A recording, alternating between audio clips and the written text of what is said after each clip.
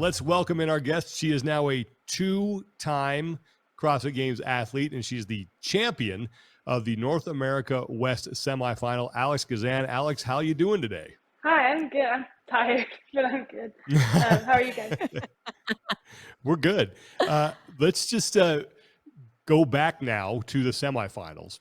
And, going in, you were someone that people viewed as someone who was going to qualify, but I don't know if people thought you were going to win the whole thing. What were your expectations for when you showed up in Pasadena? They kind of evolved over time. Like when the workouts came out, Justin was kind of like, let's like mess around and win it, shall we? And I was kind of like, that's a lot of pressure. I don't know. And kind of once I feel like we were in the weekend, like by the third event, like my expectation was I wanted to win. But going into the weekend, like from the start, like I wanted to at least podium and qualify. Obviously, that's like the number one goal, but the podium was also there. And kind of along the way, you had some pretty epic moments. Like right from the outset in the very first day, test number 2, you get into this awesome race with Ariel Lowen, and I kind of want to walk through that event. Going into the final round of the box jumps, you're a couple reps behind, and you manage to reel Ariel in, and then the final few moments, you're rep for rep. What is your awareness in that moment, and how do you kind of manage those moments when you have an opportunity to really drop the hammer and maybe push for something that's maybe wasn't in your purview coming in? Yeah, that was actually my favorite event of the weekend because of that race. Like I've been on the floor during a competition, like heard the crowd going, but it was for something else, or like I've like heard races for other people, and I've never like experienced it. And it was wild. Like when we both moved our box at the same time, like you could feel the crowd, and it was like the coolest feeling. I could have done burpees for like 20 more minutes. But going into the third round, like I had no clue. Like I knew that the third round was going to be like hard for everybody, especially in the complex. Like by then your fatigue's really set in, and I knew Ariel was really good at muscle ups. I just didn't know like how well. So it was kind of like, let's see if we get off the rings, and we got off the rings at the same time. And I knew that she was going to get a few reps ahead of me on the pistols because she's just like so good at them, and I'm like at them. And so I didn't really have a choice other than to like kind of sell myself on the burpees if I wanted to at least tie or catch up to her. What is it like being with somebody who you're obviously a competitor with on the floor, but she's also somebody that you've trained with, been on a team with, you're friends with? Like in between sets when you had that rest, did either of you guys like make eye contact with each other, or are you just like in the zone? Oh no, she gave me like nuts in between one of the sets. She was like, just like 1 or 2 more, and I was like, okay. So yeah, like super friendly. I think like we're both really friendly, but like also competitive. So it's kind of like good job. Like I want you to do well, but I want to beat you. It's like a weird dynamic. You had your worst finish, I think it was in test 4, and you opened with 165, and Yeah, that is where you finished. What was your strategy going into that test? Because it looked like you were not in any sort of hurry there. yeah. That was not my best moment. Snatches like have kind of been like one of the hardest things for me to pick up, like in the sport. Like when I first started, I couldn't overhead squat a barbell. Like that position was really hard for me, and they've just kind of always been a really hard lift. And like I've finally gotten to the point where like I feel comfortable with them. But I think now it's like that mental block, like recognizing that I'm not the athlete that I was when they were such a struggle. And so like in practice, like we tested it a few times, and like I hit between 180 and 185, like no problem in practice. And I think one week, like I hit like I PR'd doing it, like I hit 192. And so I felt really confident. Like my plan was to go 165, 175, and then 185, and maybe have a fourth attempt if I had one. But like the warm up, I just kind of felt like the warm up wasn't going really well. And then I hit my opener like 3 times in like the little corral area that we had. and like I was able to kind of like reel it back in, and like I felt confident with my opener, and I got off the runner, and it was just one of those things where I picked up the bar and I felt like I was doing a foreign movement. Like my brain just wasn't clicking, and that was on no one but myself. Kind of just one of those like bomb moments. And I missed my first attempt at 165, luckily got it the second time. And I think after that, I just like got in my head. What's the conversation that's going on in your head in those moments, right? Because, you know, no one plans to get out on the floor and have it feel like this movement you've never done before. So what is the conversation that you have with yourself to try and turn it around?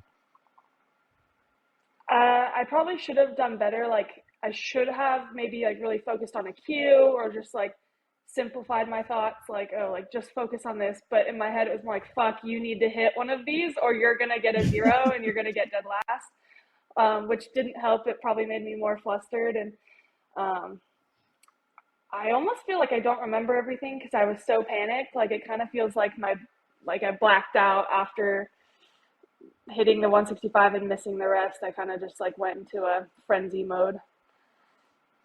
And Could you that hear was a very Kotler in the?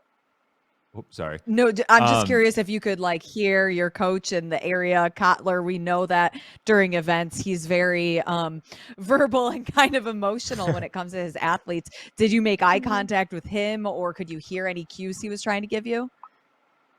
I actually couldn't hear him the whole event. I don't know if I just didn't know where the coaches were, so I never like tried to like voice him out. I didn't hear him for that event. I felt, yeah, just like I said, in like my own little terrible bubble.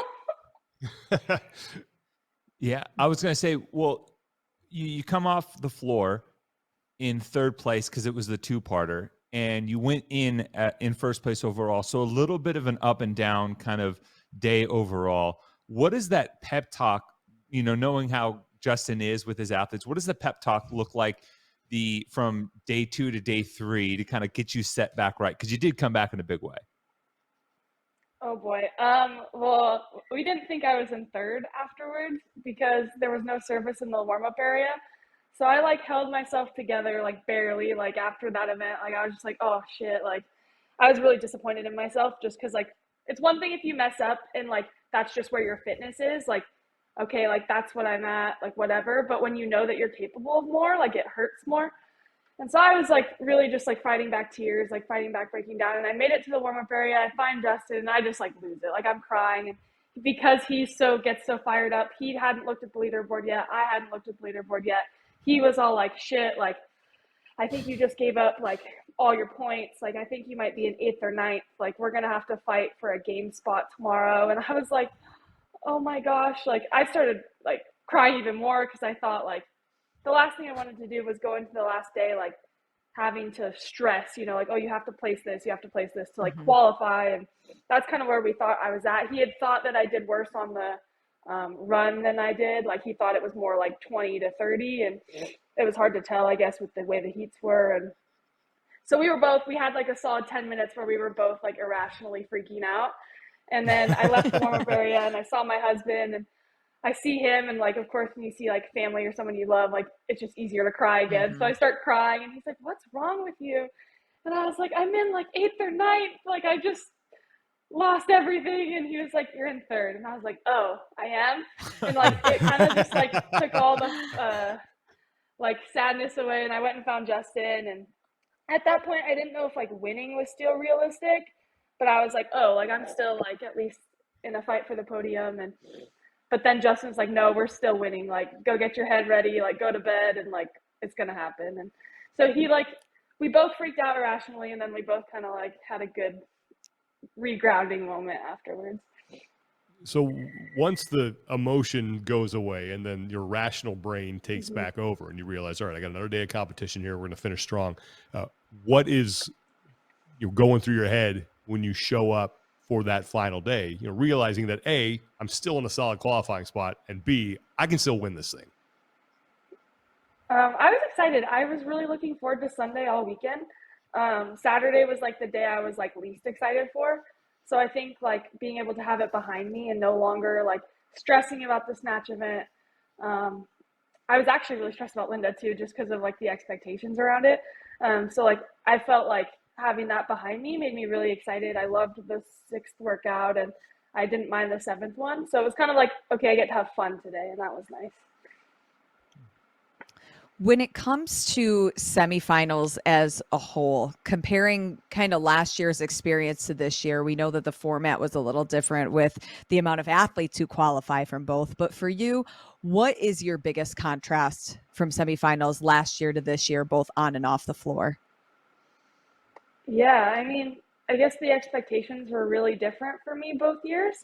Last year was like, all right, like do your best and like there's a chance you can make it to the games. And this year was more like you're supposed to make it to the games and like you're supposed to do really well. So very different for me in the sense of like my own athletic abilities. But as far as like the competing, like it still felt fun, and like I felt like we had a really good crew of girls in the back. Like everyone was super friendly, and I really liked the programming. I thought it was really fun, except for the first workout. That was so hard, so awful. But everything else was good. One thing I'm curious, and we don't get to see a ton of, is maybe the peer-to-peer interactions in the back sometimes in between events.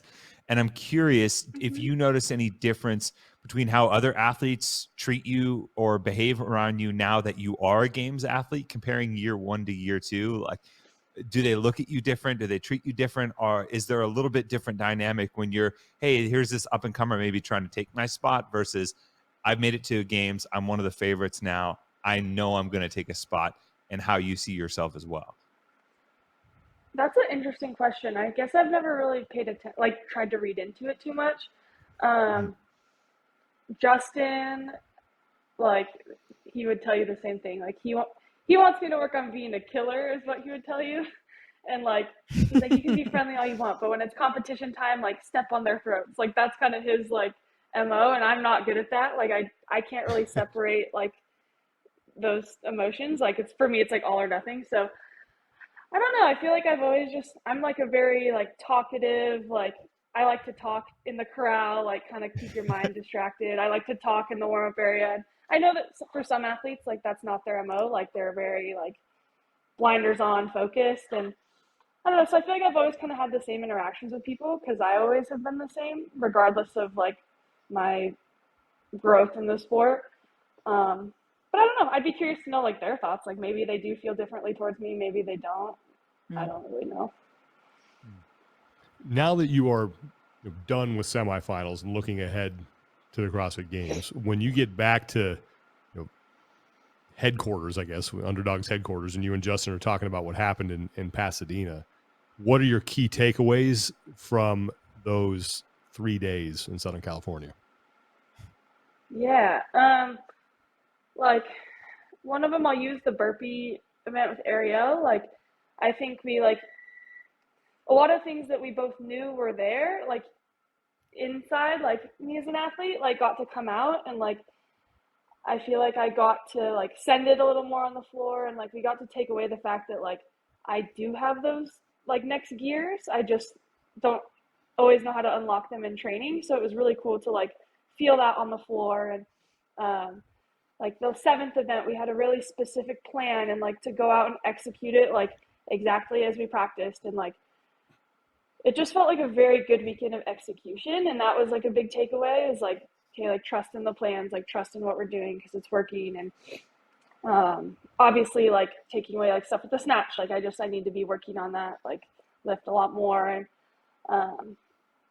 yeah, I feel like biggest takeaways for me was just like like knowing like training's working, and like continuing to use that as motivation to keep doing all the hard things. And then obviously like certain specific fitness things, like I want to be better at snatching, I want to be better at the sled, like things like that. But yeah, and nothing like really crazy or big, other than like it made me really excited and motivated for more of that.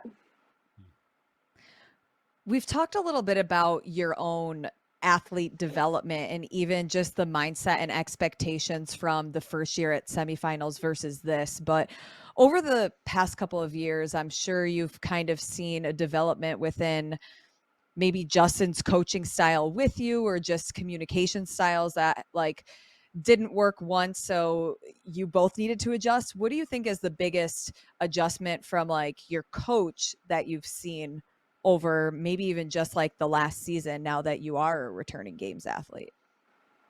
Yeah, I think like we've had a really good dynamic for the most everything. Like I don't think there's really ever been a moment where I'm like, hey, that doesn't work for me, like, or vice versa. I think one thing like I've seen maybe a little bit different is like he's a little bit softer about pressure with things. So like I'll just use the games as an example. Like top 10 is something that like we both have talked about and something that I would love to achieve. And whereas in the past, like he might have been a little more blunt, like, oh, like we're gonna do top 10. Like now he's more like, okay, well, like if you get top 10 or like whether you get whatever, like whatever placement, like he named off a few things, like what a couple of those being in the top 10, a couple of those not being in the top 10. And it was more like, okay, like this is a stepping stone, like your future is long. And like, I think he's being a little bit more like, less pressure is like not a word, but he's like learning how to like put things in a palette that I can absorb versus like, oh shit, if I don't make top 10, like I'm going to disappoint him and like things like that, if that makes sense. Yeah, totally. I'm kind of curious now that as you do transition to what's most games training, I guess a lot of athletes really like games training because it's just different than the rest of the season. But also in the same vein, it's hard to wrap your head around what the games are as an experience as a rookie. So I'm curious, as you enter this games training phase, knowing now what's waiting for you in Madison to some extent, is there anything that you're really excited to build upon in year two, whether it's the training itself, the behind the scenes time, soaking in this experience in general, whatever that may be? Yeah. I feel like training like throughout all the year feels relatively the same for me. Like just things shift a little bit where like maybe in October your skill work is 5 sets of 10 handstand push-ups, rest a minute. And then like in the middle of the season, it's like 5 rounds of 10 handstand push-ups, rest 30 seconds. And then by the games training, it's like 5 rounds of 30 cal bike plus 10 handstand push-ups. Like it kind of just transitions to more like everything's a little harder, a little more intense, a little more Metcon-ish. And like I'm excited for it. I like it's fun for things to be different. I'm hoping some athletes might come and train, and that's always fun to just kind of like switch up the environment. I like the odd object stuff, so like the pig. I like strongman. I like more complex workouts, so that's always fun. I don't love the extra swimming and the like running outside in the heat, but I'm excited for it. It'll be fun. Going back to your rookie year, what was the biggest surprise for you at the games? Because I'm sure there were a ton, but what was the biggest one? How fast it goes by. It was like really weird to finish the games, like you 5 days and then they're gone and you're just like, wow, like I've been waiting for that for however many years and I've been training for so long and now it's just over and then it's over and it doesn't matter anymore. Like that was a really weird just realization. As far as the events and stuff go, I don't feel like I had any like really big surprise moments. I liked all the programming and I was actually like the most nervous on my way to the games. I had watched, I don't remember which year it was, but the documentary, the year they had the marathon row. And I remember having like right? Yep, 2018. Yeah. I had like a huge panic moment. I was like, oh my gosh, like I can't do that. Like, what if they program that? Like, I'm not ready for this. So like, I guess I was like surprised at like how much more manageable I thought it was. Like, don't get me wrong. It's really hard. And like, you're super, super tired and you're sore and you're wondering how you're still doing all these workouts. But like, I actually felt like still excited on Sunday to work out. Like I was tired, but it was like, okay, like here's a new test. And if that answered your question. Yeah. Yeah. So kind of with that, what would you say was your biggest like oh shit moment at the CrossFit Games? Did you have one? And then the second part of the question is, did you ever have like, oh yeah, it's connecting, or an aha moment, whether that was at the games or Wadapalooza or any other off-season competition?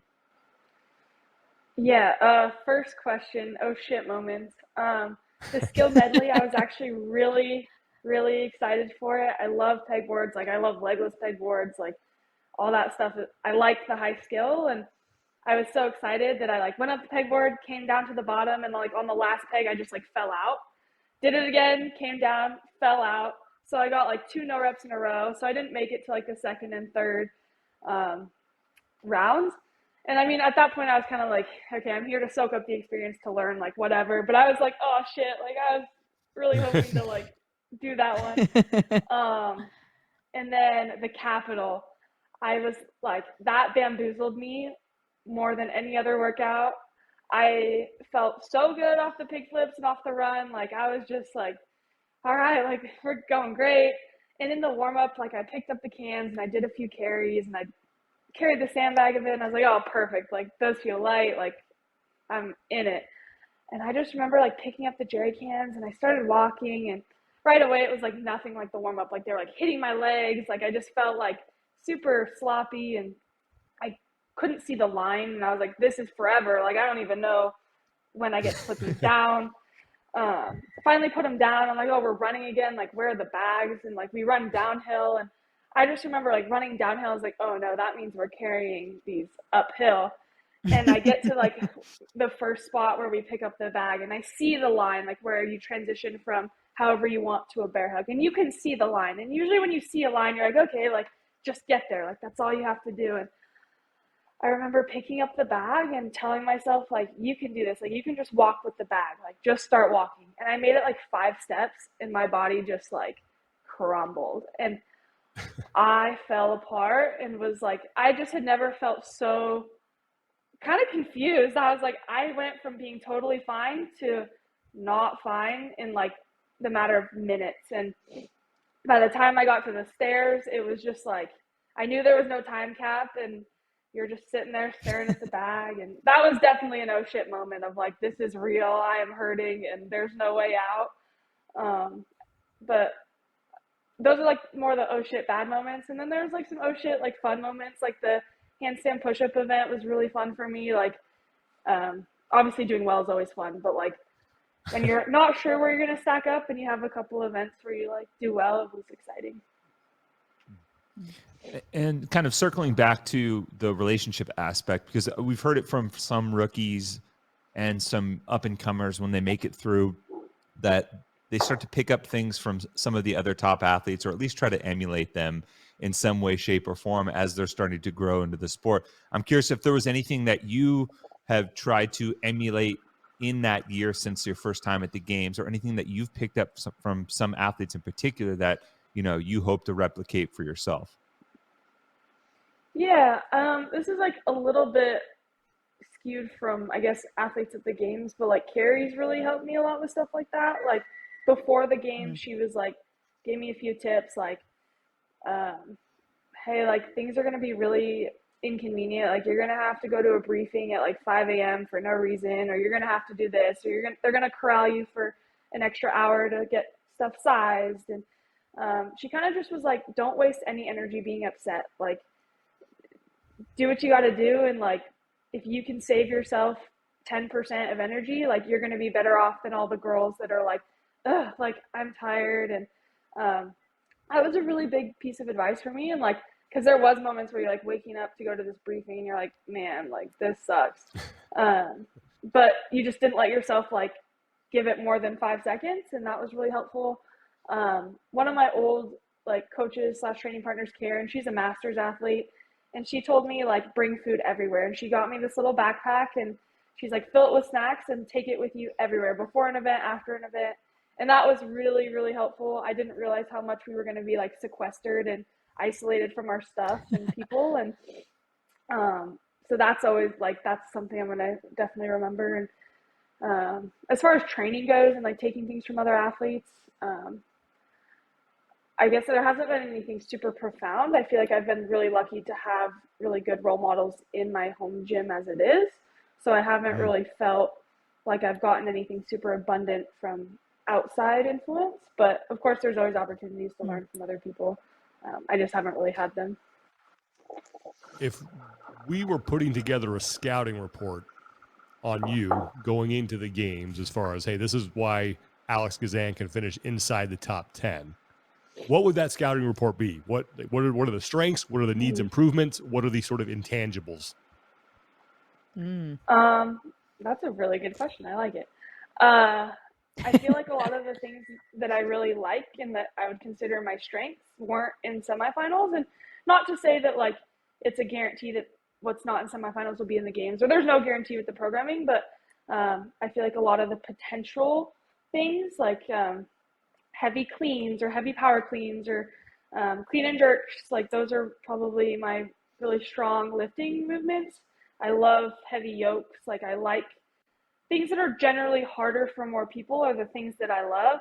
I don't love like the classic CrossFit, like 65-pound thruster, barbell, chest to bar burpees. Like that's probably where I would be like more middle or bottom half of the field. But as programming gets harder and more skilled, like I feel like that's when I tend to do better relative to the other girls. And like I love wall balls. And I just like the things that we didn't really have, like GHDs, all that stuff.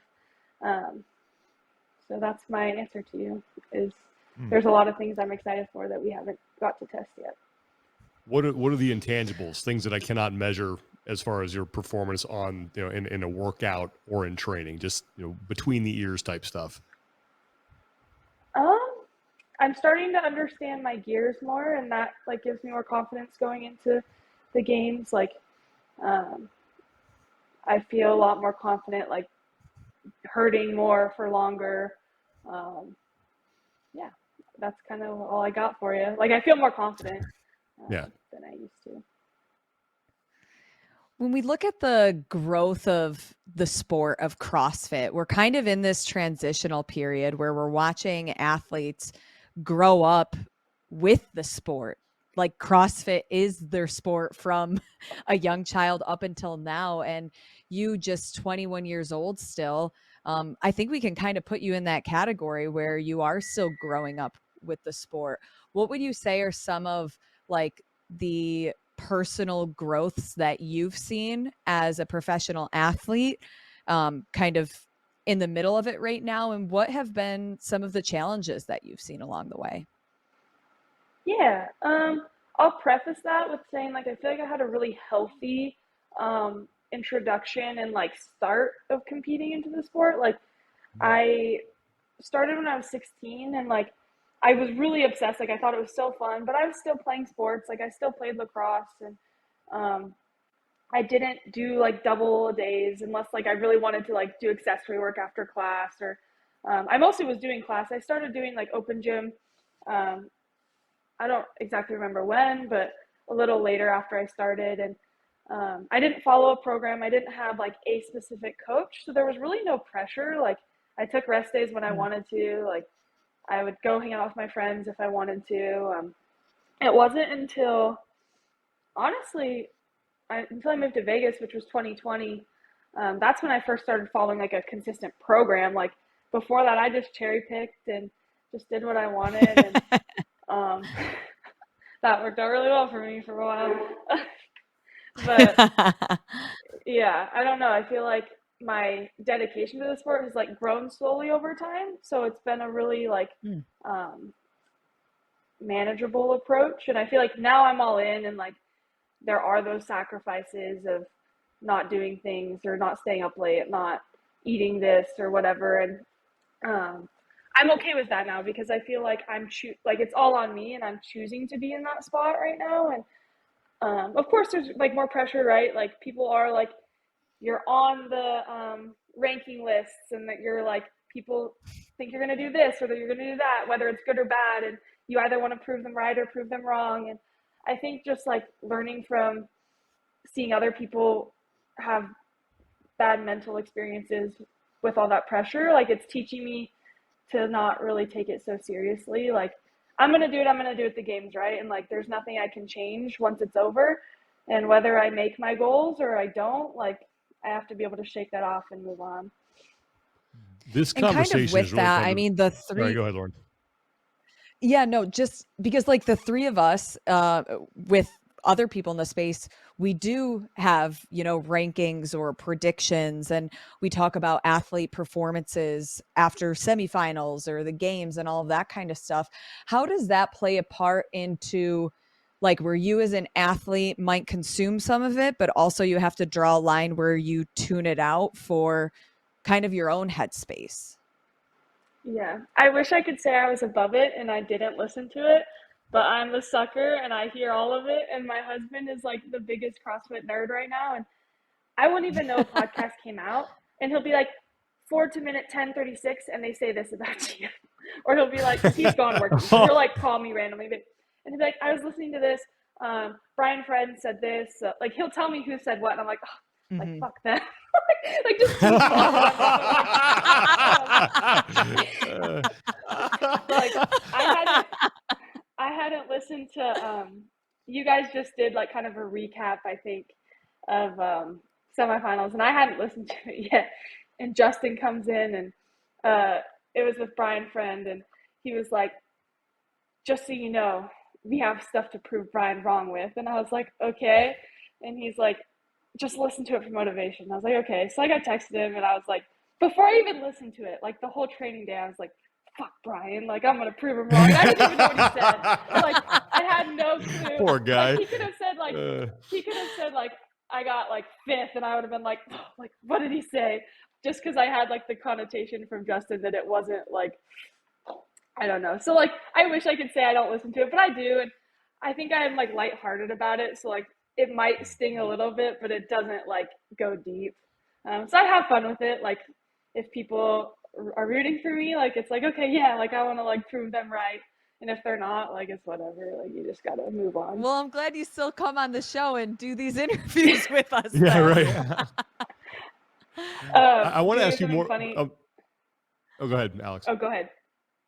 No, I said there's two things I so- wanted to ask you. And one was about that conversation that we just had, and one was the one we were talking about having a healthy introduction to the sport. And I feel like that conversation has come more to the forefront given everything that has happened with Haley and then Mal. If there are either parents or kids out there who are like, I want to go to the CrossFit Games and I'm 13 years old, and their parents are asking coaches, I was having this conversation with Jason Kalipa actually the other day, and he was saying how people have reached out to him about getting their kid to the CrossFit Games. What advice would you give them? A few pieces of advice actually. And I'm not taking away from the teen athletes that make it to the games. Like they're amazing, and like they deserve the camaraderie, like they deserve the attention, like it's awesome. But it's not like this huge thing that you amount it to be in your head. Like I thought at 16, like if I made the games at 17 years old, that I was going to have it made. Like I was going to be famous. Like I thought my world was going to like turn, and I didn't make it. And I was kind of like, oh, like shoot, like whatever, I didn't make it. But I just kind of had this like perspective that a few of my coaches and training partners had given me that was like, hey, like think bigger. Like if you want to go to the games, like go as an individual, like think long term, And there was no timeline for me. Like it wasn't like, oh, you have to make the games at 20 or you have to make it at 21. And I think that really took the pressure off of training. And so what I would tell like any kids is like, take your time, like do sports. Like you don't get to go play basketball or lacrosse. Like once you're out of high school, unless you're doing like an adult pickup league, like that stuff's gone. And I think there's a lot of value to it. And I wanted to quit lacrosse my senior year to like go all in CrossFit, and no one let me. And I'm really glad they didn't. Because now I have those memories of like my senior night and like going to state championships and like those things that you can't get otherwise. And not to say you can't have good memories and experiences just doing CrossFit, but I feel like you're missing out on a lot of things that you can't make up later on in life. So that'd be my first piece of advice is like, just think long term and like stay involved in other like youthful activities. And then my other thing would be to the parents, and it's like, just let your kid be their own motivator. I feel like that's something that I had to do growing up. Like my parents never were like, oh, you have to play sports, or you have to do this, or you have to, whatever it was. It could be anything. And I felt like all my motivation came like internally, and that's paid off in the long term. Cause now, like, yes, I have a coach, but even if I didn't have a coach, like I'm doing it because I want to, not because I feel like I have to. And I think that's really powerful, and it gives you a lot of control over your effort. One thing you mentioned earlier is the increase in self-confidence, and I can definitely see it from the last time we've talked, and just like watching how you carry yourself on the competition floor. I'm curious, what was your process like in building self-confidence? Because it's a tricky thing. Sometimes people try to manufacture it, and it can very much be a house of cards where if you build up this fake confidence, it can't withstand the heavy hits and the blows that could potentially shake you. So what were maybe some key points in you starting to grow that? Yeah, I think there's two sides to that coin for me. I think the first one is like, I think why I struggled so hard with it is because of how fast things happened. Um, and it like usually like getting good takes, like I'm not going to say it has to take a certain amount of time, or it always takes a while, but I think like because I made the games like way before I anticipated to, like in the beginning of that season, Justin told me like, I think you will eventually make the games, but I don't know if it's this year. Like, let's just go to semifinals and let's like do better, you know? And then the open rolled around, quarterfinals rolled around, and he's like, like you could probably make the games. And I was like, oh, but like we weren't supposed to make the games. Like, okay. And then semifinals rolled around. It's like, okay, you can make the games. And I was like, well, okay. Like, and then I made the games. And then this year it's like, okay, you can win semifinals. I'm like, well, I just barely made the games last year. Like, how am I supposed to win semifinals this year? And I feel like a lot of people are like, oh, like you don't believe in yourself. And it's not that I never believed in myself. It's that I just wasn't like keeping up with the timeline. Like I wasn't keeping up with my progress mentally. And so I think like now I'm just kind of accepting that like whatever rate I get better is whatever it is. And I just have to like own that and trust that it's real and not like flukes all the time, or there doesn't have to be a justification for doing well. It could just be that you did well.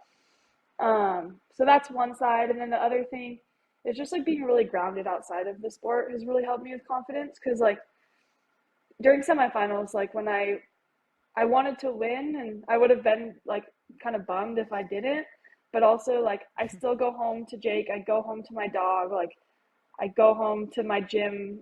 Like I still coach kids. Like they don't really know if I win or lose. Like there's just a lot outside of the sport that can kind of like bring me back to a neutral place. And that helps me be confident because it doesn't really matter at the end of the day. Kind of speaking to Jake, your husband, you recently mentioned in a post that, you know, he's your person. And when you look at other very like high level competitive athletes like Tia Claire Toomey, Matt Frazier, Brent Fikowski, Pat Vellner, like they've all had like their person for most of their professional career. And I'm just curious with like, what are the positives to having your husband as your support system? But then I'm sure there's also like challenges because you're in this high stressful professional athletic career that sometimes there's like, it might not always be balanced. So I'm curious, like the pros and the cons of having that relationship with you.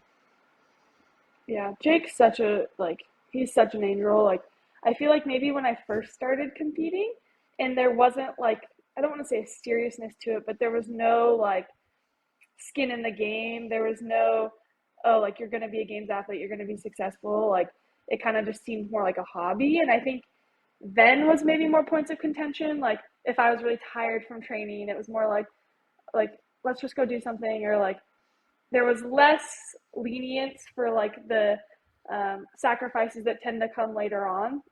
And I think like once he kind of like bought into the fact that like I was taking it seriously and that I really like love it, he like kind of just became all in. And like I said, now he's like the biggest CrossFit nerd, and it's so cute. Like he'll tell me all the podcasts that he's listening to, and he's so supportive of like my sleep. And like he's working in California. He does like really hard like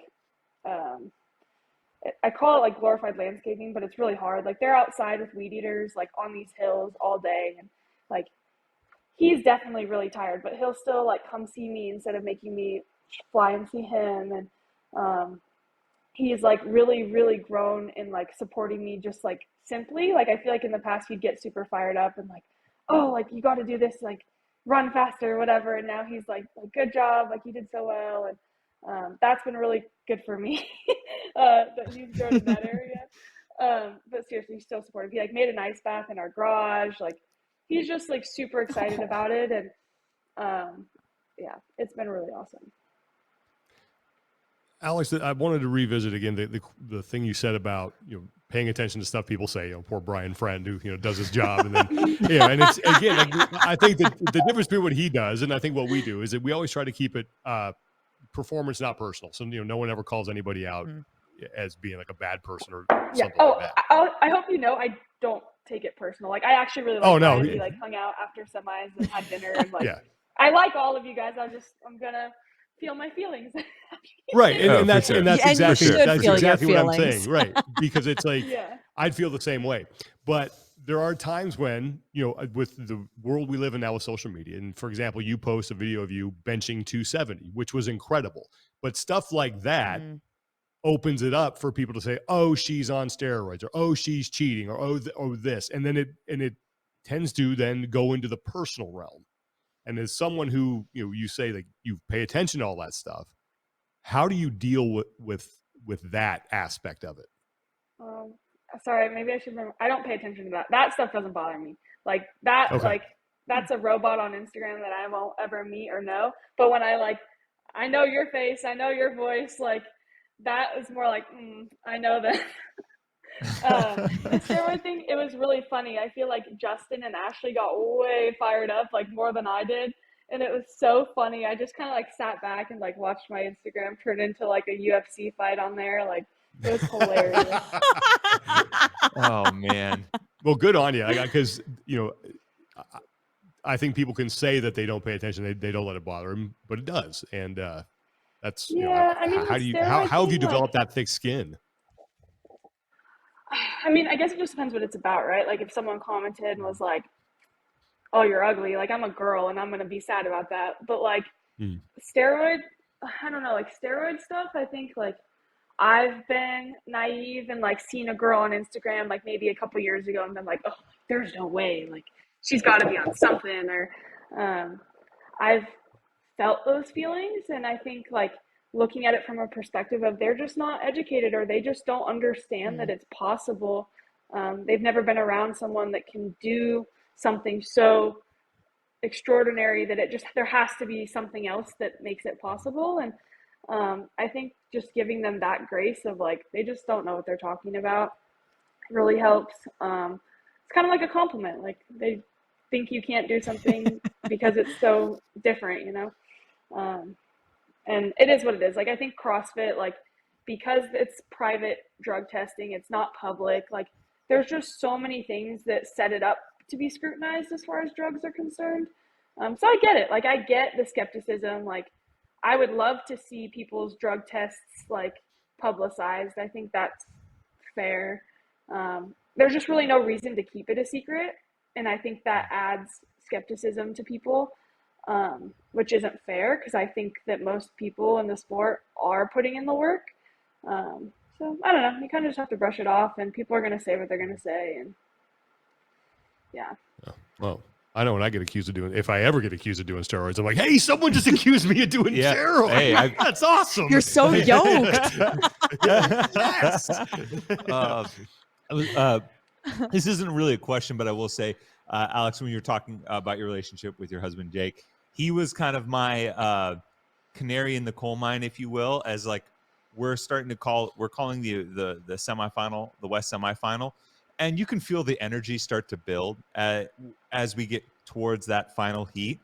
But every single time before every event that you would be in for your heat, about a heat early or 1 or 2 heats early, he would post up just on this like structural pole just to the right of our broadcast booth with his camera. Uh-huh. And, you know, we're trying to like keep the energy going and getting fired up. And every time I would look over and he'd have his camera and he'd look over and, you know, he'd give me kind of a nod, like as he's getting ready. And that was like my mental cue of like, all right, it's go time, top heat. Let's do That's this. awesome.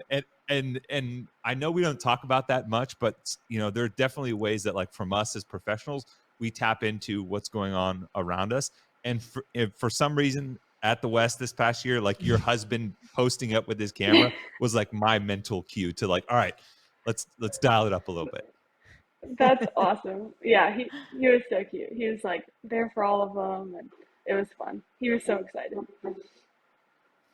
Well, Alex, we'll let you go. We know that you got some games training to do, and we really appreciate you taking the time to do this. And I will, next time I see Brian Friend, I'll smack him upside the head for you. No, it's okay. I think We'll all smack him. No, it's okay. He's like downplayed me a little bit for the past few things, so it's been like exciting. I think he like didn't think I could win semifinals, and so that was That like is a fact. He did not. Yeah. So like I was in that production. We were in Alright. that production meeting. When, Yeah. yep. And But yeah, Stacy Tovar though said you were going to win. she called the shot. She talked to Justin ahead of time. Yeah. Justin Silver. Smart woman. Inside info. Well, Alex, best of luck. Really looking forward to seeing you compete at the CrossFit Games, and it's always a pleasure talking to you. And say hi to the whole crew there in Vegas. Yeah, thank you guys so much for having me. We're going to get back to the show in just a moment, but want to take a quick second to tell you a little bit about our sponsor for today, Podium Nutrition. Now, Podium Nutrition is a supplement company built and born within the CrossFit community by 5-time CrossFit Games champion Matt Fraser and filmmakers extraordinaire, the Buttery Bros. And they just released their new Solos collection, allowing you to mix and match and create your own supplement blend if you want. Me personally, want a little stimulant-free pre-workout. I'll take a little bit of this hydro salt right here, mix it with some beta-alanine, the supplement that Matt Fraser himself said makes it feel like he has a third lung, and I'm good to go there. Or post-workout, I'll take a little bit of this whey protein. I like the peanut butter crunch because it's delicious, and mix in some creatine monohydrate to make sure I don't lose any of my personal fitness gains. So if you want to check out anything from Podium Nutrition, you can scan the QR code that's on your screen now, and it'll automatically knock $10 off of your next order, or go to 321podium.com, use the code TEF to let them know we sent you, and get $10 off as well. Once again, that's 321podium, or scan the QR code on your screen to get $10 off your next order. Always a pleasure talking to Alex Gazan, and now we bring in our good friend Brian Friend from Be Friendly Fitness. And Brian, I know you were not part of that discussion, but Alex had she had some things to say about you and wanting to prove you wrong. And, and I explained to her, and she absolutely, she's a big fan of yours. Let's just say that. But I explained, what you do is you talk about performance and not personal. That's what makes it okay. And she absolutely agreed with that. But you have certainly given her some fuel here. Well, I mean, and that's what I would kind of hope. If, first of all, athletes don't have to choose to look at that stuff. But if they do, or their coaches look at that, I hope that they walk away from it, whether they like it or not, with something that's motivating for them. And it could be motivating to live up to an expectation. You can say, wow, like that guy really believes in me, and based on the performance I've done, thinks I can achieve this. And I absolutely think that too. And I'm going to let that motivate me through my training building into the games. But as we always talk about, not everyone's going to have a favorable place on the rankings, right? Because you can't put everyone 10th or above. So everyone else can look at that and say, well, I understand maybe why he's saying that, but he doesn't know me, and I'm going to use this as fuel, and I'm going to get back to work and buckle down and double down, and I'm going to show him that I'm a lot better than he thinks. And if that's motivating for them in either way, then that's great. And if they don't look at it, whatever. But so yeah, and I mean, obviously, I know Justin and I know Alex, and I know that first of all, they're super fun people, but they, just like anyone else, they're looking for things to fire them up and to lean into. And I mean, it's tough. It's hard to go into the gym every day and do like 3 to 6 hours of training and to do it well. But when you have something like that can be a little bit motivating, then it makes it a little easier. Brian, do you have a spreadsheet of how many athletes you've given fuel to place better at the games? I mean, hopefully it's a lot, but I think that, I mean, quite frankly, if you just pulled the games fields, I'll bet you there's some athletes there that don't even know who I am, and that there's others that they're like, oh yeah, I've heard of that guy, but I've never looked at his stuff. And there are, at the far end of the other spectrum, there's people that are looking for everything that I put out and using it either as information or motivation or both. As long as we don't toe into the line of what is it, Billy Madison, the guy that's like crossing people off of his list at the end. He's like, we don't have games athletes putting on That lipstick was and Steve Buscemi, wasn't Steve it? Buscemi, yeah, like lipstick and sniper rifles. Thank God I called Yeah, that guy. Well, Maybe I one- shouldn't be doing this podcast outside. You look like you're in the All of a porch sudden at we see in the clubhouse at background. Yeah. Augusta National. Yeah, man. I tried That's to get beautiful. Scott Van Pelt on, but he was busy. Oh, yeah. Well, we wanted to follow this up, or follow the conversation with Alex up with this, because you recently published an article on Be Friendly Fitness titled "Is Winning Semifinals a Good Predictor for the Games?" And Alex obviously, won her semifinal, and now we need to know, how is she going? Does that at all predict success, or is there no correlation whatsoever between the two? So what did you find out when you were sort of diving into this subject?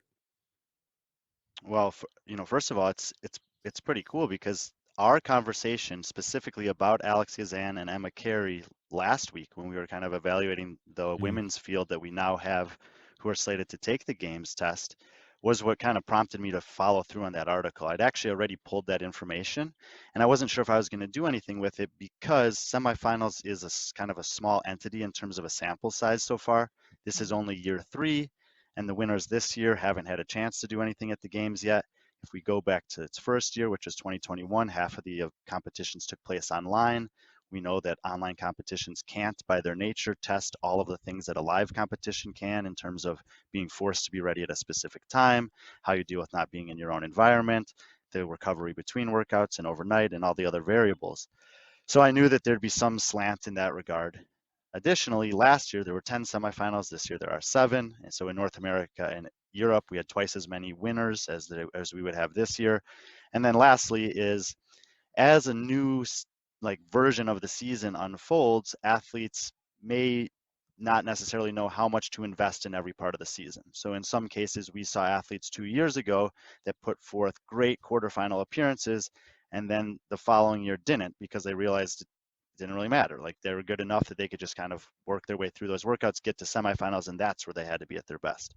On the opposite side of that, there's some athletes that need to excel at the quarterfinals because just getting into the semifield is difficult. So their performances might show up really good on that quarterfinals leaderboard relative to their semifinal performance, because 30% of the semifinal field is only putting forth a 90% effort in quarterfinals. So there's all these little variables that made it me unsure if I wanted to do it. But because we had talked about that, Alex Gazan was actually a super interesting case for me.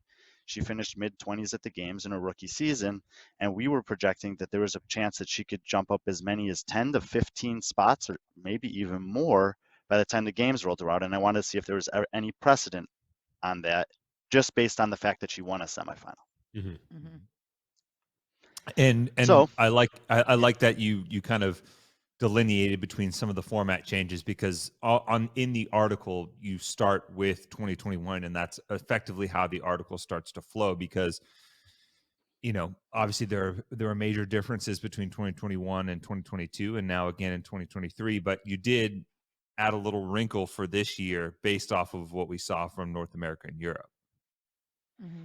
yeah, so at the end of the article, I kind of said, if we're trying to draw any kind of parallel, we might consider the top 2 finishers from the big 3 semifinals this year kind of in the same equation that we would the winners from last year, because last year there were 4 winners from North America on both the men's and women's side.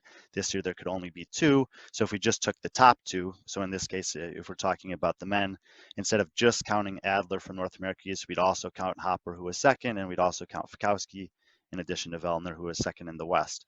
And this, I felt like was a little bit better, because more or less what we saw is that there was some kind of a pattern about the number of winners from those big 3 regions that we can actually expect a pretty high level performance from at the games. Cool. Okay, so let's go to the next step here. So we have, we're going to talk about the big three right now. So we're talking Europe, North America West, North America East. What then, given what you have looked at, can we expect from the now top two? So 6, right? People in each, men and women. Mm-hmm. Yeah. Stand by for math. Mm-hmm. As we move forward to games. Yeah, I mean, it ended up, I thought, being fairly compelling that I think 4 or 5 of the 6 athletes that fall into that category can be expected to finish inside the top 10 at the very least. And that all of those athletes should be expected to finish inside the top 20 with a pretty high likelihood that they'll finish inside the top 15. And, you know, so a lot of the athletes that are like falling into this category are people that have previously won, like Lazar Jukic or, you know, Jeff Adler. I think Vellner had won maybe on the online version 2 years ago. So they already have kind of a data point there. But there, as we mentioned, there are some athletes that are now in this category that hadn't previously been. And in particular, I thought Emma Carey and Alex Gazan would be great case studies of because they're kind of new. Their performance here was better than it was previously at a semifinal and puts them into this kind of rarefied air. I mean, it's difficult to win a semifinal. And in North America this year, even to finish in the top 2 is extremely impressive to do. And it did look like, based on the last 2 seasons, that a majority of the athletes that were able to do that against the most competitive fields at semifinals had a really, really good performance at the games. And so if you're a fan of Emma Carey and Alex Gazan, I think that like 15th is kind of the minimum expectation that the data would suggest, with a really high likelihood of pushing into the top 10. Mm-hmm. One thing I did really like, and if you're coming into the piece and I told this to you, a lot of people would say, yeah, that kind of makes sense. And that's the correlation, the higher correlation for event winners when the season is all live versus the mixture that we had in 2021, particularly with even in 2022 with some standardized programming, at least to some degree, at where it feels like, hey, the more we get to be in person and the more we have tests that are comparable across the board, it seems to push the correlation, at least for 1 year, a little bit higher. And I think that sets the stage for what we could get as far as a very interesting data set, or could be, you know, a turning point in that regard this year, now that everything's standardized across the board.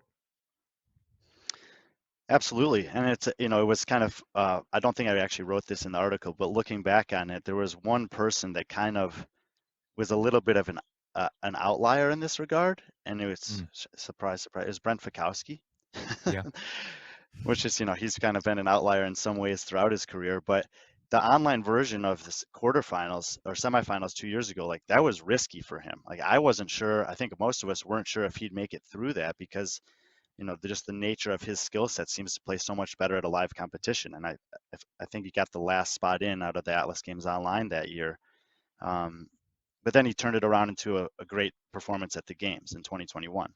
The following year, live semifinal, he shows up, and against a pretty tough field at the Granite Games, he works his way through the entire field, ends up winning it, and then turns around and has one of the worst finishes that any semifinal finisher from North America or Europe has ever had, really, in the past couple seasons, and 16th at the games.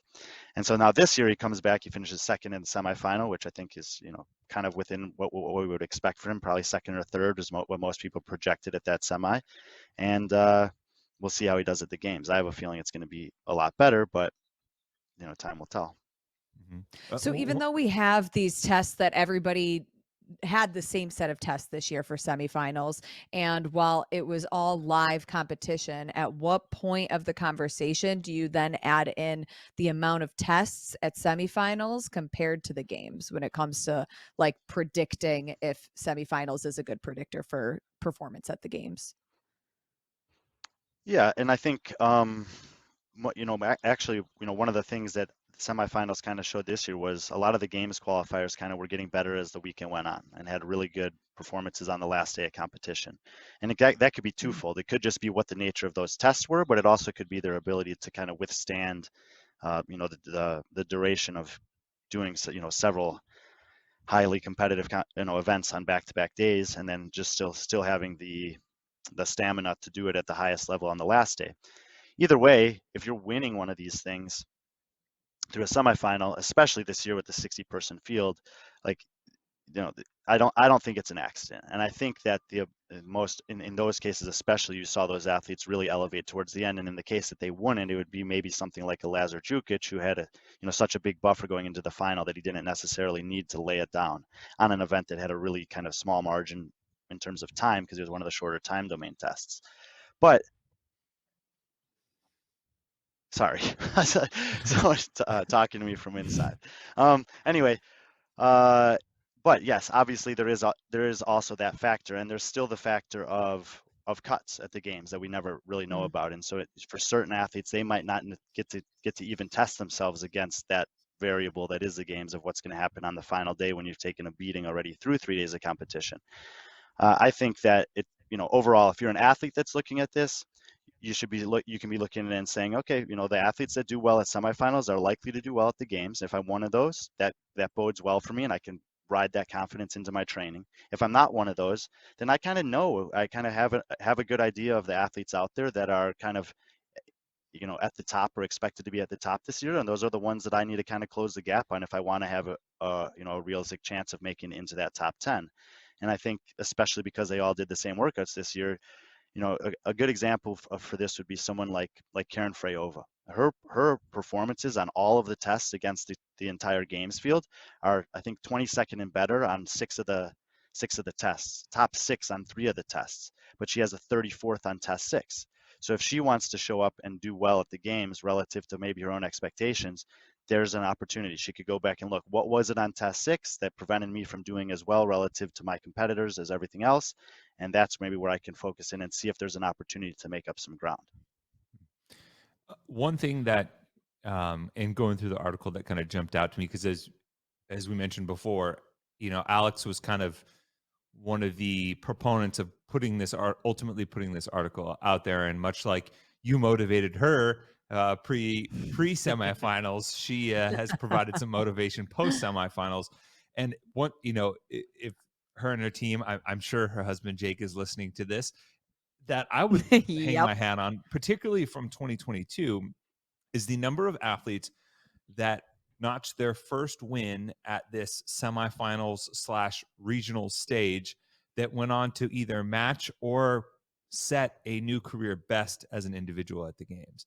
And I know that wasn't necessarily something that you dove into per se, but there were 8 athletes total between the men and women that fit that bill. I mean, you go, and it sounds weird to say, but like, last year was the first time Justin won his semifinal. Last year was the first time Jeff and Lazar and some of these big names. But it also, for some of the newcomers, whether it's like Emma Lawson or Danielle Brandon, newish comers, that was a setup for them. It was kind of a predictor or a precursor to, hey, they're heading into Madison with a decent head of steam, and what they've been doing has been working. Yeah, and I think a lot of that's, especially if you kind of zoom back to the regionals era, we can look at someone like Ben Smith, that I think had one of his worst regional performances in the year that he ended up winning the games. Is like, depending on where you are in your career, that the relevance of the semifinal or regional, whatever the qualifier for placeholder in the season is, changes. And so when you're a young athlete like Emma Lawson and you don't know how you stack up against the field, like, you want to go up there and show them, like, I belong here. And so, you do that, you win the Atlas Games last year and you're feeling great. And then you're like, and I'm sure there's someone telling you, yeah, but that's a semifinal. That's half the events. And that's not, the density of the high competitive athletes in the field is less than it'll be at the game. So she's carrying that same kind of belief or momentum of, I have to go there and show everyone that I belong at the games, just like I did at semifinals. And for Justin Medeiros, you think about, his trajectory in the sport was a little bit weird with the timing of the way that the season changed through the 2019 time period. Whereas if we saw he wins a semifinal during 2019 or 2020, when he's in that mindset, I'm a young man, I want to prove myself that I can be here. I know I can do better than last year, and I want to show these guys that I'm someone to be feared and messed with. but he didn't really get that because of the way that those seasons unfolded. So he comes into 2021, he kind of maybe, you know, I don't think no one was necessarily, he wasn't the same guy that he is now. He hadn't won yet. So placing third behind some guy, Jason Hopper and Scott Panchik's like still a pretty good performance. Then he goes and wins the games. And then last year, it's like maybe the pressure's on at Rogue. The pressure's on at semifinal to live up to the billing. Now he's the champ. And think about the male champ that came before him that was unbeatable for 6 seasons. And he's like, I want to be that guy. But now this year, maybe he doesn't have that same pressure. Maybe he's like, you know, I know that my goal this year with everything that I want to accomplish is to win the games. And all I got to do is get there. And there's 10 spots or 9 spots in my semifinal. And I'm not too stressed about getting one of those 9 spots. So it's maybe not that important to him. Whereas you have someone like Emma Carey, who she has a point to prove this season. So her win at semifinals might not be that expected. But then there's people like us who say, okay, but winning at semifinals, it's the same as Emma Lawson. Can you do it at the games? And hopefully she's holding on to that. And she's coming into the game saying, you better believe I can. And I'm going to show you that I can do it at the games, just like I showed you I can do it at semifinals. You might give the exact same answer to this question, but I've wanted, as we've been talking, and as I've looked at your article, and it's a small sample size, but three out of the last 4 times for men and women. So we've had 2 years under the system, 21, 22. 3 out of those 4 times, the winner of the games won the semifinal. Now, Justin Medeiros was the exception in 2021, finishing 3rd at the MAC. Well, this year, he finished 5th. Now, I'm not saying is there anything in the data that you've collected, even though it is a small sample size, that suggests that his chances of a three-peat have dwindled? I mean, I would say the blanket statement is yes. I think that the door is blown open by the fact that he didn't win the semifinal. And maybe not so much in terms of potential, but in terms of the field of athletes' belief. They've been waiting for someone to beat him. And now that someone's beat him, they have that confidence that he can be beaten, that he's not in the invincible force that Matt Fraser seemed to be. The fascinating thing is most people at this point in the season probably would pick Laura as the favorite. And she didn't win her semifinal either. Mm-hmm. She wasn't second either. That's true. So she doesn't, so both of the favorites, quote unquote, coming into the games would kind of buck that trend. And this will be the 3rd year, and 3 years is a much better data set than 2 years. And if that's the case, then we kind of are kind of proving the point that you don't have to win your semifinal to win the games.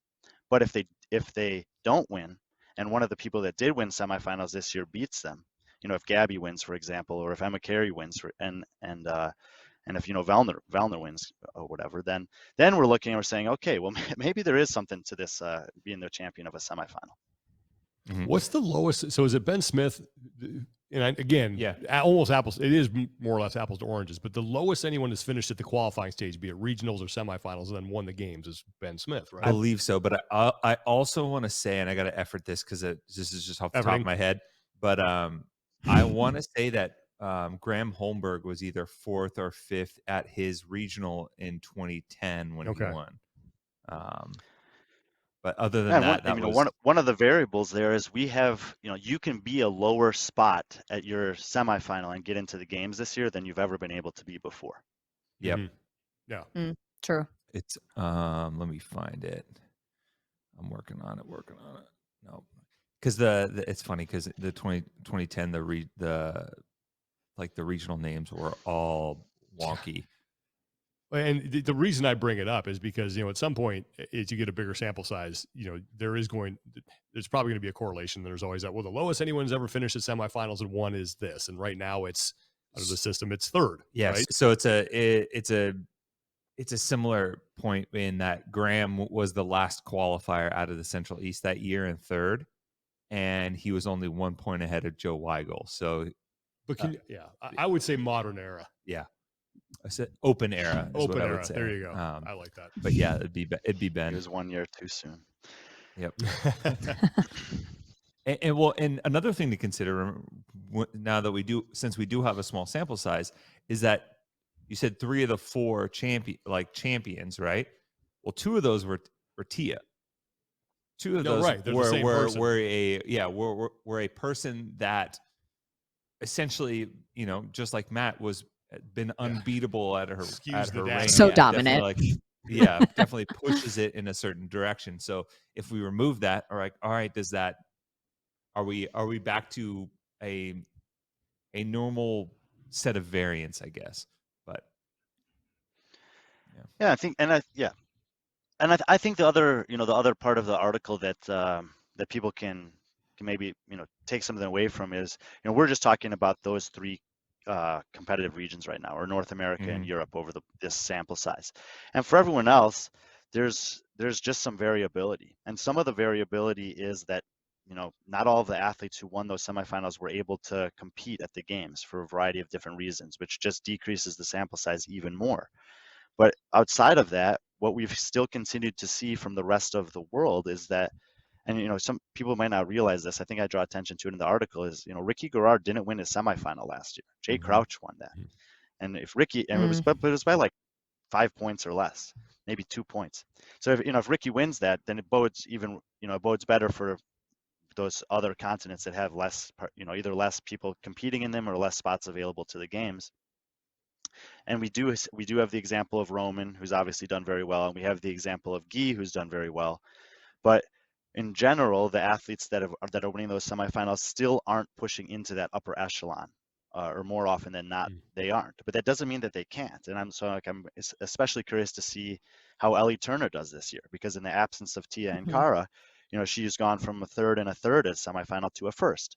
And so she didn't, and her performances have gotten better the last 2 years. I think there's a lot of people that think she has an outside chance, or maybe even a decent chance at a top 10 finish this year. And that would be another positive mark in terms of those. I call them the minor continents only because they have less people and participants, not because they're less important. Right. It's just like an easy thing for me to say, although I did take some heat for it from people. Of course you did. When I first said that. But to push into that top and to have a good tally mark in the category there, I think in the case of Asia, like Sungyoung Choi seemed to be going in a really positive direction. She's not competing this year, and you have to just look at it a little bit differently. This will be Seher Kaya's second year at the games. She had a decent finish for a rookie, 29th last year, and if she's able to even improve 5 spots upon that, that's a positive thing, even though it's not in the same category as these other athletes that are winning semifinals in North America and Europe, looking for top 10 finishes or expecting top 10 finishes. It is moving in the right direction.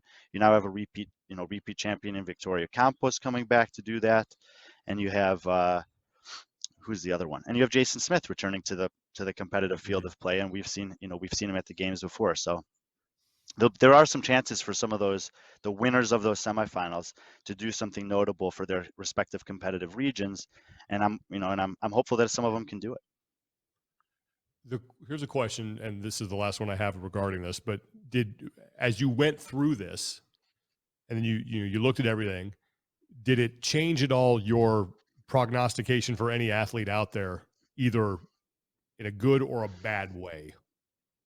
And if so, who was it? I mean, I think that it does bode very, very well for athletes like Emma and Alex. And I don't know that this study necessarily bodes that well for these guys, but other studies that I've done that I'm planning to release some stuff on actually bode quite well for the 2 guys, Kaike in particular from South America. Like his performances on paper at semifinals are pretty good against the other games qualifiers, compared to other South American athletes that have had a second, third, fourth at their, like when you do a total cross comparison region, his performances just look really good on paper. So maybe the more that I look at the data from semifinals, the more that I'm thinking, Guy didn't necessarily do that bad. These guys' performances, Kaike and Kalian, were actually really good, and maybe they'll be really good at the games too. Yeah, I mean, Kai in particular, I mean, he had some pretty impressive performances at the Last Chance qualifier a couple of years ago. And you look at some of the athletes that he was ahead of in that endeavor, Dallin Pepper, Nick Matthew, Cole Griesaber, Spencer Panchik, all guys that broke through at the games eventually. So it's not like this, even though there's some of these names might be new to people, they do have a foundation of competition to where it wouldn't be out of the realm of possibility that they show up and shake the tree a little bit. Yeah, and I mean, I have publicly kind of made the argument against some of those regions having more participants at the games, based on the data. But here, this is the positive side of having those athletes there, is that they do have an opportunity to get there, and once they have an opportunity to get there, they have an opportunity to perform well. And if they do, I mean, we've seen this happen. Like, maybe part of the reason that Kai and Kalian are doing so well is because of Guy, is by being motivated by the fact that someone from my country, from my continent, can actually compete on the world stage, and I think I can do that too. It's similar. It's like the antithesis of the Justin Medeiros. Okay, one guy beat him, that means I can beat him. He's beatable. One guy did it, that means I Yeah, can do good it. point. And that belief can be really powerful. Yeah, I think Guy definitely played a role in his demise this season, because he raised the standard there. For sure. And everyone, Yeah. it's like, oh, that's what I have to chase. And, but yeah, it'll be interesting to see how this plays out. And thanks for putting this together, Brian. If you guys want to read it, you can go to BeFriendlyFitness.com. It's right there on the front page. All right, let's, you want to get to crazy things we saw? Do we have any community support? We do have. We do. Let's do the community support support before we get to crazy things we saw. Hold on, let me grab it. Tommy's efforting that. Yeah, we'll have a couple opportunities, but there is a charity event called the Mila that's taking place Saturday, July 8th. So we're teasing it early so people can get involved. It's going to be held at Maverick CrossFit in Melbourne, Florida. It's going to go from 10 a.m. to 3 p.m. Two members of their community, Clint and Lauren, lost their 2-month-old daughter, Mila, on October 27th, 2022. Working out is a huge part of Lauren's life, and so she has dedicated every workout she does to Mila since her passing. So there was a SWAT team member, Keaton, in their community, contacted Lauren after following her story on social media, and he wanted to complete a CrossFit workout that they do regularly and name it after her. So this is obviously quickly turned into something much bigger. And so now they're holding an event to help raise money and give back to a nonprofit called Emma's Footprints. So it provides emotional support, compassionate guidance, financial assistance for things like burial, cremation, memorialization for families grieving infant and pregnancy loss. So if you're curious and you want about supporting, or you want to help out, you can support in person, you can donate online, or you can just choose to do the workout at home. The workout, the Mila, is a buy-in of 2,022 meter row, followed by 4 rounds of 8 bar muscle ups, 24 double unders, 10 deadlifts at 225, 155, 27 burpees, and then you buy out with the 2,022 meter run. Anyone can participate, no matter their fitness level, and they will provide some additional like scaling options and adjustments. So if you go to classy.org, you can search the event, the Mila CrossFit event. It should pop up. It has a photo of sunflowers there, and an option to participate in the workout, donate, buy a shirt, support the cause overall. And if you're someone that's listening and you've experienced pregnancy or infant loss, the event and organization would also like to recognize your baby and your family. And there's contact info on the page to talk to Lauren, and they want to welcome you to the event. So Cool. Again, we'll tease it in a couple weeks as well. But yeah, classy.org and search the event, the Mila, MYLA. We'll try to put a link to in the description of this. So for those of you who don't know, we're going to start putting our podcasts up on YouTube so you can watch them. So not only you can listen to them, you can also watch them. So that's going to be hopefully standard practice moving forward. And then, maybe eventually, maybe we do them live. So that'll be fun. All right, let's move on to crazy things we saw. I know my button, it's across the room. I can't reach it to play good old JR.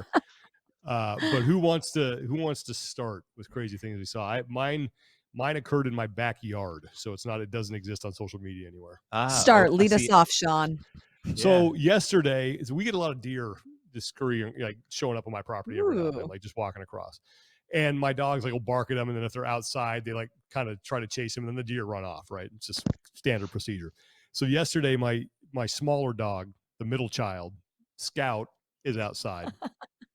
And I'm inside, and I can see her start to look like she sees something out of the deer back. So I walk out, And I start walking to the door, and then she is taken off, and we kind of live in like my backyard is sort of like a bowl, right? So she's going up the hill, and there's a deer up there. But what she did not understand is that the two babies were with mama, and that changes the entire calculus here. So Scout goes running up there, and mama was not having it. So this deer starts chasing my dog back towards the house. Meanwhile, I'm on the phone on hold with the pediatrician's office, and I have to hang up on them as this deer is literally, its head is like banging up against my back screen door. And my poor dog is like trying to get away from it. It even did the thing where it like reared up on its hind legs and did that thing. And like gave her a decent scratch. No, there's no blood. But so I'm trying to get, like, what do? I tried to open the door to get Scout in, and then the rational side of my brain goes, don't do that, because what if the deer comes into the house and now you have an absolutely total disaster on your hands? So thank goodness Scout got the presence of mind to run around the house. The deer takes off after her, like around the house, where Spike, my bulldog, who goes from 0 to 60 in 3 years, is sitting out on the driveway. And so I think the deer saw Spike as I'm tearing across the house to get out the front door, and then just took off. And poor Scout came in, and she was just like, her tail was between her legs, and she was like, what the hell was that? But she was okay. But it's like, man, that I've never seen a deer chase a dog and then like try to fight it. And that's what happened. Do you have any security cameras that you can put this on the internet? No, I you don't wish have we any did. like ring cameras? No, we don't, because last night, we got a video from one of our neighbors of a mountain lion just hanging out in their driveway at 1 a.m. I was like, hell no. Well, there we go. So yeah, I got a double dose of Mother Nature yesterday. Must have heard about the deer. It's like I heard there's a killer deer around here. I think I want a piece of that. Yeah. Oh my gosh. That's like not that you're not to suggest that your dog should be a part of that line, but you see the food chain like depiction. Yeah. And Scout she's all bark, no bite. She runs that house, but she's like, just do it. I've never seen a dog like do a total 360 and be like, retreat, run away, run away. Oh crap, oh crap, like, retreat. Yeah, totally. So that's my crazy thing. What else we got? Who's next? Brian? Sure, I got one. Last couple of days, I was just visiting my brother in Madison. We played a bunch of disc golf, and if you're not familiar with disc golf, on a lot of the courses there are multiple tee pads and multiple baskets. And the course we were playing with, there's long tees, short basket, long basket. And we were going, it was the first hole. We were playing the short tees to the long baskets. It was a tunnel shot into the woods and kind of uphill. And so the first basket's in the foreground and the far basket's in the background. And we're going to the far one. In a tournament situation, if you were playing to the far basket, they would cover the short one in a black garbage bag, so that you can't hit the chains, or that that's not the one that you're going to be throwing to. And if you happen to throw it in that basket, they call it a black ace, because the black bag is what they use is visible. So we're teeing off. Buddy throws, I throw, my brother goes to throw, and he throws a shot that was probably it was close to being a good shot. It was probably too high, and I already have a good shot up there, and so I'm thinking this is going to be great. Like, anytime I can get him on any hole, I feel good about it. Hits a tree limb, bounces 45 degrees to the right and straight, and goes in the wrong basket. Oh my God. That's one of those things you could not try to do that. Never could try to do it. We're all just looking at each other. We're like, what? And it's not an ace. We weren't playing to that basket, but it was a hole in one. So, anyway, it was kind of a crazy thing that I saw. That's crazy. Yeah, that's like, you could try your whole life to pull that shot off and never be able to do it. And then one fluky moment, you just happen to bank it off a branch and right in. Dang. Didn't you posted video of that, didn't you? Not of that one. No, you had a different one. Okay. Yeah, that's the great architect is asleep at the controls on that one and hit a funny button. Exactly. Sometimes the simulation winks back at you. Yep. I have one that was sent to me by our follower and longtime supporter, Beardy Pete. Oh yeah. A cyclone, I'm showing you right now. Whoa. Just starts and drops in on the home plate of a Little League game. So it's like a dust devil, and all of a sudden, like, the catcher's just sitting there, and then just this dust devil starts up, and that's nuts. And yeah, this quick thinking by the umpire pulls the kid out of I mean, thankfully no like one's a Michael harmed. Jackson video. Like Yeah. what was that one where he was in the thing? It's like I can't remember what the video It was. looked like someone, they have that game where you go into that like wind tunnel, but it's full of dollar bills and you can Yes. just grab as many as you want as they're swirling yeah. around you. It was like that, Love the Game except Show it was just Network. dirt. But the video also follows up with someone providing commentary saying that the other team's really lucky they didn't let that kid finish his power up. That's what it looked like. It kind of looked like he was powering up. Dang. But yeah, Don't mess with weather. Mother Nature. That's the lesson for today. Don't mess with Mama Nature, man. undefeated. Okay, Lauren, close us out. What do you have? Well, speaking of Mother Nature, we talked about this, I think, offline the other day, but it was 2 kayakers that were swallowed by the whale, and a bystander who was on a paddleboard filmed it on their iPhone, and then eventually, luckily, the whale spit out the people and they were unharmed. But I mean, one hell of a story to go and say, yeah, I was swallowed by a whale. You can thank Brian for that one, for sending that one our way. So I know. I thought he was going to use it.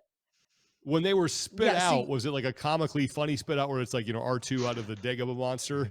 Or was it just like... That's the thing. They didn't capture on camera the spit out part. They just capture the part where they're being swallowed by the whale. And then probably the person getting it on camera is like, oh, shit. Like, now what? That has to be an all-time bar story. Like, you get off the beach, you head straight to your local watering hole, and the bartender comes in like, hey old friend, how's it going? How's your day? And you're like, well, I got swallowed by a whale.